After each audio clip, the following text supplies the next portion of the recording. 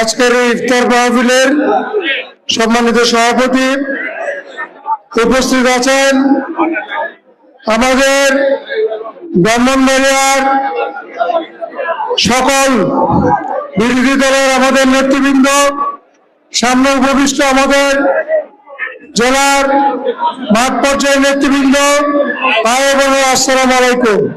আমি প্রথমে ধন্যবাদ জানাই আপনারা যারা কষ্ট করে আজকের ইফতার মাহফিলে উপস্থিত হয়েছেন, সবাইকে আমার পক্ষ থেকে, আমার দলের পক্ষ থেকে আন্তরিক অভিনন্দন এবং শুভেচ্ছা জানাচ্ছি।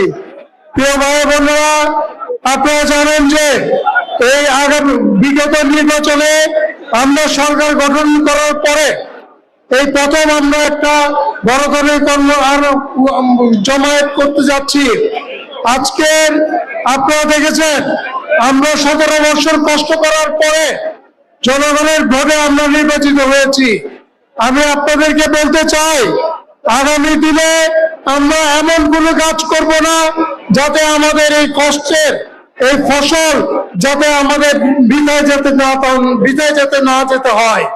আমরা ধৈর্যশীল সহকারে আপনারা দেখেছেন মাননীয় প্রধানমন্ত্রী কোন দিকে আমাদের এই দেশটাকে নিয়ে যেতে চাচ্ছে, ঠিক তদ্রুপ তার নেতৃত্বে আমরা ব্রাহ্মণবাড়িয়াবাসী, আমাদের সদর বিজয়নগরবাসী সেই তাই নেতৃত্বে আমরা ধৈর্য সহকারে এবং খুবই নতজনক পরিবেশে আমরা এই দেশে আমরা আমাদের মাননীয় প্রধানমন্ত্রী যেভাবে দেশ চালাতে চায় সেইটাকে অনুসরণ করে যাতে আমরা চলি সে ব্যাপারে সকলের দৃষ্টি রাখতে হবে।